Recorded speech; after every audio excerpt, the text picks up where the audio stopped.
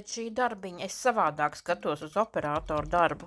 Izrādās, tas ir fiziski smags darbs, kad 2 stundas nēsājos ar smagu un lielo statīvu pa Kūrmājas prospektu un Jūrmalu, vēl nākamajā dienā sāpēja rokas.